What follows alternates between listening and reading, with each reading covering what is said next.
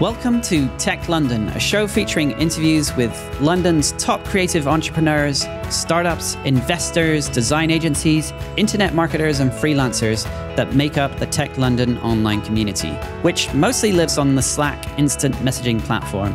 We rotate through both hosts and guests for these interviews, so you have the chance to hear from multiple perspectives on London's tech scene.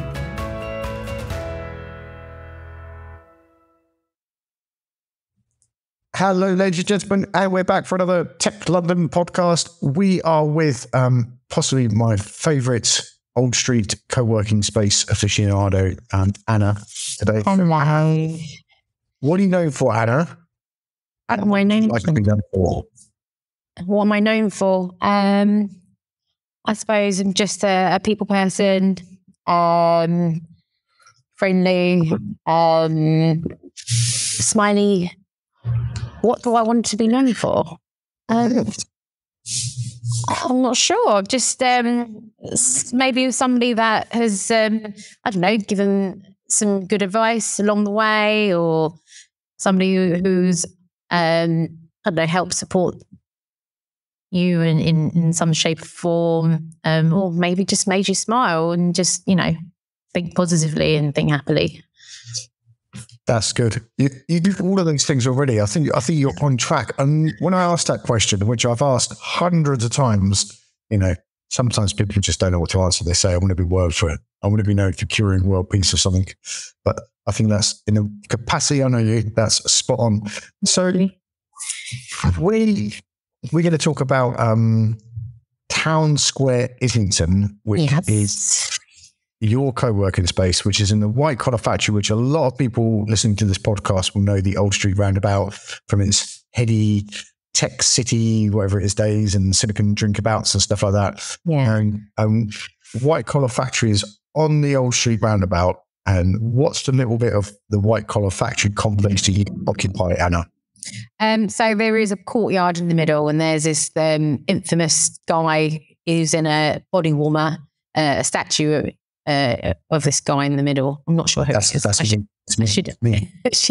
should know who it is, really. But there's a courtyard. We're opposite the big silver building, which is building 1, which is called White Collar Factory. We're opposite there. We're in building 2 to 4, Old Street Yards, which is quite nice still. But we sit opposite the main building. But we have the facilities and access to some parts of Building 1, which is lovely. So we do feel part of the estate. And we're on the first and second floor. So we occupy 2 quite fairly sizable spaces. We've got 24 desks downstairs and about 20 desks upstairs with an event space. And a boardroom as well. So it's not an ordinary co-working space, is it? You wouldn't say so, no. Well, no, I've never ran a co-working space to be honest. So, but I take it every day as it comes, and I love what I do. I love coming into work, and the fact that I walk into work is even better. This is it a co-working space that you know of, Bernie, because you've been to many? I think it looks like a co-working space, but it's that whole locally focused, affordable workspace thing. So if you just, people listening to this, they want to do, and they go, that looks like a co-working space in Old Street. But it's the fact it is so, there's the bcorp, which is what we're going to talk about here. But it's also that it deliberately seeks people from the local area to support them. I'll let you talk about this before I tell you what your own business does. Seeks people from the local area to be part of that community. So, what could you explain a little bit about what the affordable workplace scheme is and social value, and we can stick a link in the show notes because there's reams of that. Yeah. Okay. And the relationship with Islington Council and how you're in that building. Sure. So we're a partner of Islington Council, and we won this space. So we bidded for. Like I do in a tour, I always kind of contextualize it as like social housing. 10% of new builds get allocated to local authority. The same thing happens in commercial buildings. I don't think a lot of people know that. So there's always buildings happening around London. So part of the white collar factory, which is only 5 years old, maybe 6 now, but some of the spaces in there was allocated to Islington Council. So Islington Council, the pioneers of kind of this radical new scheme called affordable workspaces, where they use unused spaces and kind of bid them out to operators such as TownSq, kind of bidded this space out to help the local area, get people who are working from home to come into workspaces that are affordable. We won a contract here in White Collar Factory for 10 years.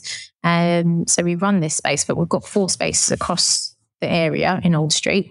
One being in White Collar Factory and another one down on 250 City Road, and this brand new beautiful development. And then a basement space in 160 Old Street, and 2 spaces in 250 City Road. So we've got 4 locations in the space, and they're all kind of earmarked for co-working, maybe creative spaces. It's kind of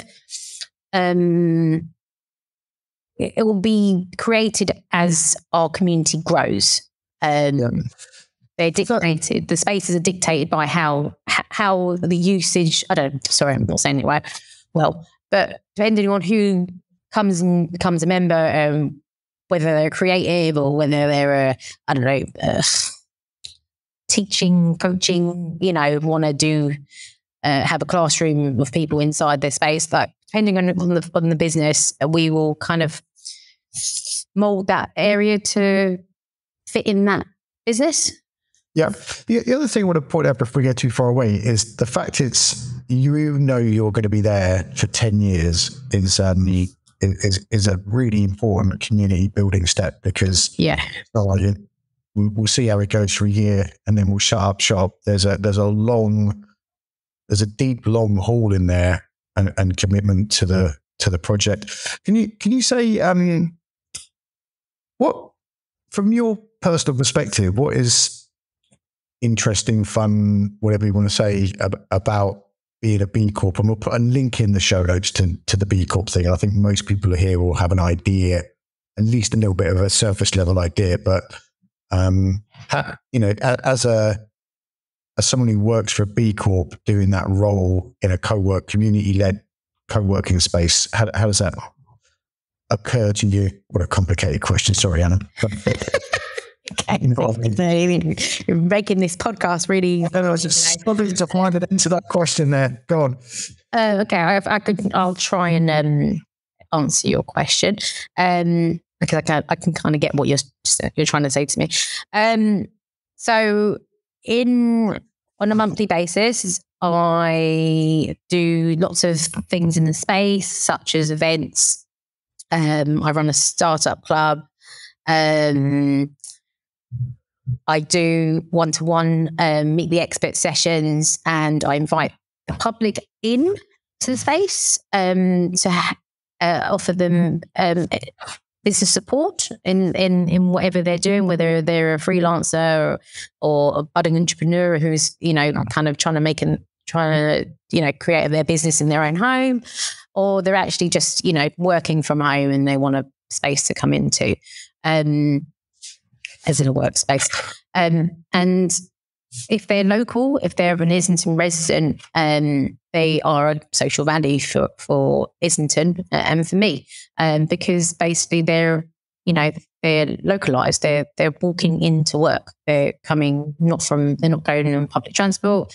They're utilising the area that they live in. They're buying from the supermarkets around them. They're mixing and blending and collaborating maybe with local people in the office, in the workspace. And there is different values set on different people, because basically there's massive inequality in Islington. I think one of the stats was, Islington is like one of the it's number 42 in the worst child poverty in the UK.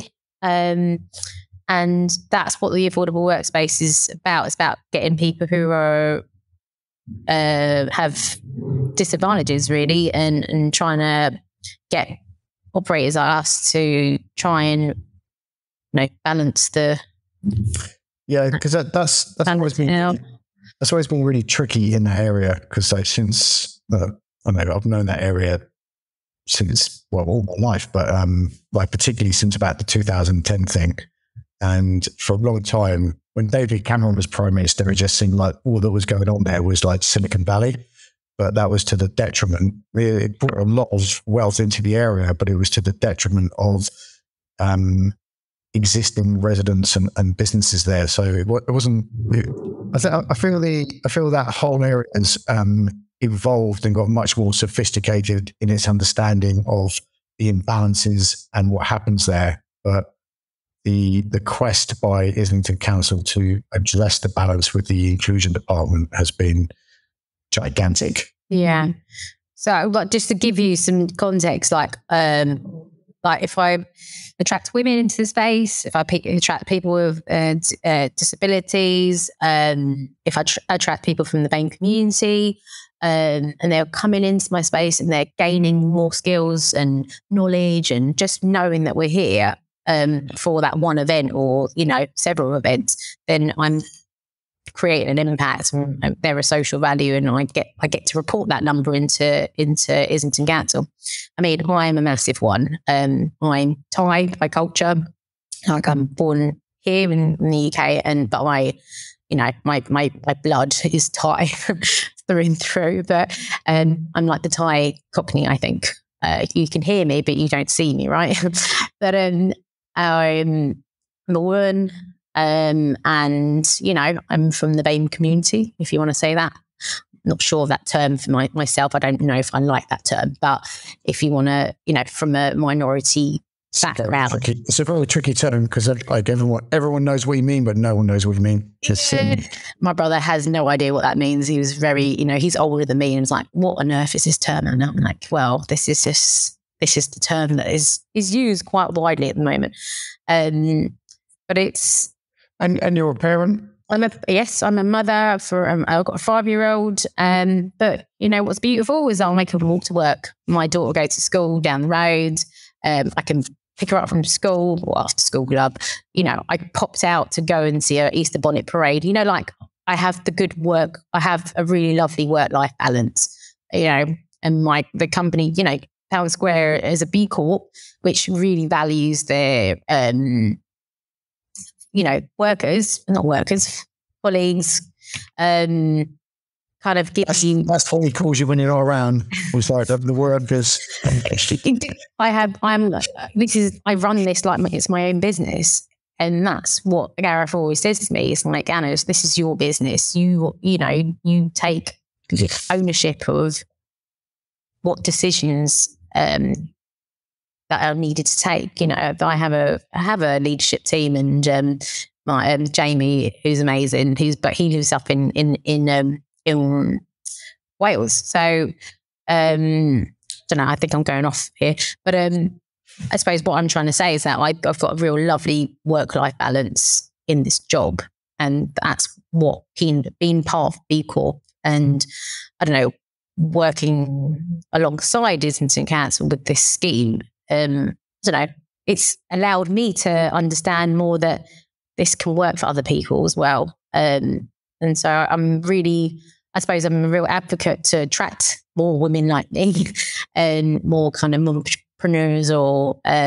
people that have ideas that want to pursue them, but don't have to travel out, and they can get the support they need, like just literally up the road. Or I think that's the way you describe that little segment there is because when we hear B Corp at a brand level, it's like, it's very lofty, and we're saving rainforests and blah, blah, blah, blah. But then like one of the things is how that translates, I'm going to say street level, just to borrow that urban MBA thing, the street level is where what's really important to people like you and me, because we don't go to Davos and, sit on boards. We actually are the people doing the stuff day by day. Something I wanted to jump on, which I think is one of your, don't blush, but one of your finest hours is how the startup club happens in Islington, it happens in Town Square, and that's not just a Town Square Islington thing. But no. I was so, I'm going to say moved here, but that sounded too dramatic. So moved at that first startup club, and how that combination of people in that building by Old Street. And can you just explain how that came about from your perspective? Sure. Okay, so Startup Club is basically just for other people outside who are listening to this for the first time. Let's get some goals in hoodies or flashing it. So it's a 6-week course. It's 2.5 hours a week. It usually happens in the evening after work. So it starts at 5:30, finishes at 8 o'clock. And we basically, I have a cohort that I invite and register. Majority are always local. I open it out to all the other boroughs, not a problem. But most of them are localised. So over 50-60% are Islington residents. And it's a mixture of all backgrounds, basically we go through business topics, like business canvas, how to find your audience, how do you set up a business, what sort of business do you set up as, we'll go through all those topics. It's a little bit different from how we did it, Bernie, when you came on. So we've changed it up, we've evolved it over the last year that I've been here in Town Square. I think I've done 3 startup clubs now. But my very first one I did with you, Bernie, was I had 25 people in my cohort, which is massive for a startup club in the first place. But everybody are coming from either an idea, sorry, I don't know what the word is. Why they come into their cohort either with an idea, knowing that they want to do something, just don't know how to get there or what to do or how to get started. So they come and get some advice and some inspiration from us, or they're a bit more further along down their business journey and they want to know how to get to the next stage. But the thing is about what happens in the Startup Club is that we give them dinner as well. We feed you, like I give you localised cuisine from the very finest of Islington. I'm a foodie, but I feed them and then we have dinner together. But also the group, they just become like a network for each other. They become like an accountability kind of, I don't know, peer-to-peer mentorship that happened within the space. And they come and they come for 6 weeks and, at the end of it, hopefully they become much more reliant on being able, or just having that information that they are able to talk to other people who are maybe on that similar journey, and to kind of further their knowledge or further. Yeah, that's one of the things that like you can. I think you've been too polite about the energy in the room. It's like the way. So I came on like week 4, and by the time we got to the end, and anyone who's ever done anything like this, whether it's Urban MBA or something in techlondon, that when you go on a journey with a group of peers like that is one of the most valuable things you can do in your life. And I think that works like, obviously I'm a big fan, but like I think that works really well in the context and the way you set it up there. It's not like going to Techstars or Blackstone Capital's incubator. It's a very human level. I think that's important for people in that area. Yeah. I suppose I don't know any different. I just know that these guys are just from all walks of life, and they are people who just want. I could say they're like myself, who thought That's why it works. Yeah. That's what, if I did it, even with everything I've just said, if I did it, I'd try and turn it into, kind of Battle of the Bands or something, or, I'd make it into, oh my God, it'd be too pumped up. That's why I don't do those things, because I'd be too pumped up about doing them. And you make it accessible in the way it plays out. Thank you. I'd want to turn the florist into into flora, whereas you just would be happy for them to enjoy what they're doing. You know that story about the fisherman, the investor, not the investor, but the investor goes up to the fisherman on the beach and says, "Oh, if you got some more boats, you'd be able to do this, and we could do this, and we could do this, and what would you do?" And the fisherman says, "So what would I do? When I've done all that?" He goes, "You'd be able to lie around fishing days, eating with your friends." And he's like, "That's what I'm doing anyway. So why do I want to go through all that shit to be what I'm doing now?"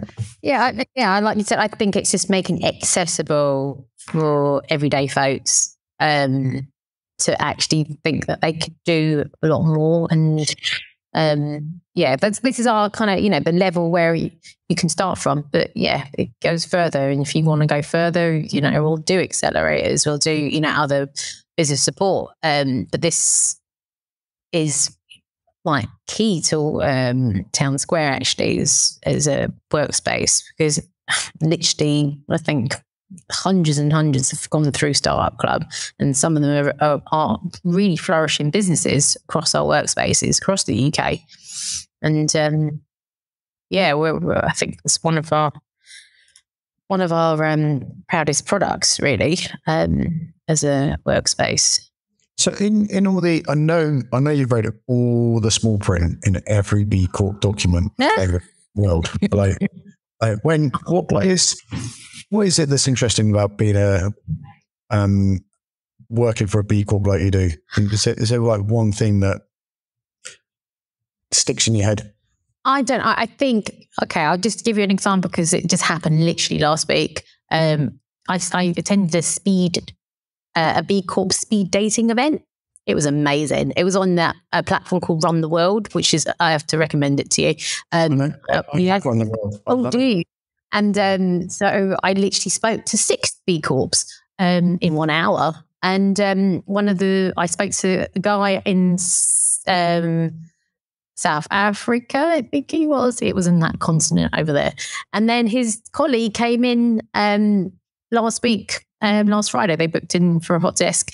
And you know what was lovely is that it's the moment you say I'm B Corp, I don't know, it's a happy, it's already like that. I don't know. There's a connection already. There's a positive, happy vibes already going on there. Like there is, I don't know what it is. It is an instant kind of like, okay, you know what? I think I'm really going to like you because we're already aligned, like we know that we're all on this journey to kind of make an impact in whatever, in whatever shape or form it is. In whatever company we're in. But the fact that we're kind of already got that label of a B Corp and gone through all the vigorous whatever reports and assessments, Sarah does all of our stuff. So like, hats up to her for doing all that. But it's, I don't know, it's already, I don't know, it's I don't know how to explain it. It's that bad. I'm going to use my branding language now. It's that background of relatedness and shared values. Yeah. Because I know exactly what you mean. When there's so many instances where you go in and you say, "Oh, we do this," and it saves all the small talk. Yeah, it does. And the sussing each other out. And there's but I do need to say, I don't think you folks do this at all. But there's a very when there's things. Not just like B Corp, but there's certain times where things are like a super club and it becomes geeky, and there's things where things are accessible. You can't be everything to everybody, but one of the things I worry about things like B Corp is there's people that are very generous in doing it, and then there's people who use it as a kind of, oh, I know, I'm a B Corp, yes, and it misses the point. What else? Where can we find you online, Anna? What is in TownSq Islington? Our website is TownSq Islington. I'm on LinkedIn, but everything that happens in the space, all the events are free usually. So we do quite a number of events on our website. So it's just townsquislington.co.uk. And we'll put a link in the show notes to all of that. And then something we're getting you Tech London folks to come to is every weekday in a different co-working space in London and in Vigo now. There is the Create a Right Club. And so from 10 till 12, you can go to a co-working space, and Anna's place is on, is it Tuesday? It's Tuesday, isn't it? We are doing it on a Tuesday from 10 o'clock until 12 o'clock. And then you can come in, sit down, and it works really well because you don't talk to anyone. You get all your writing done, and whether you want to write an academic paper, a newspaper article, an obituary, or a sales letter, that is the way to connect. So we'll put a link in the show notes to the Create a Right Club as well. Is there anything you'd like to say before I hang up? Because I'm out. No, thank you very much. I mean, I've loved being part of kind of the world of London Co-working Assembly. You guys are like one of our biggest advocates, and helped me in my role, actually, Bernie, to you personally. Like, you've helped me hugely in my role, because being a community manager in a co-working space was never existence, I didn't know I was going to get into this line of work. Your careers advisor didn't tell you about that, did they? No, they did not. But I stumbled across this, and as a peer anyway, like it's helped me build the confidence and kind of knowledge in this kind of industry. So I'm thankful for that. So that's a public thank you to you. I really appreciate your energy, and I know lots and lots of people do who filled your space. Thank you for that. I'm so bad at taking compliments, but thank you very much, folks. Don't forget to go to techlondon.io, and you can join the Slack channel. There's hundreds, maybe even thousands of people some days chatting about London-centered, startup-y, creatory, makery, techie things, and it's open to everyone. Be careful out there. It is a jungle. You've been listening to the Tech London Show. If you're interested in joining the community or even making an appearance on this show, make sure you join our Slack group over at techlondon.io. Till next time.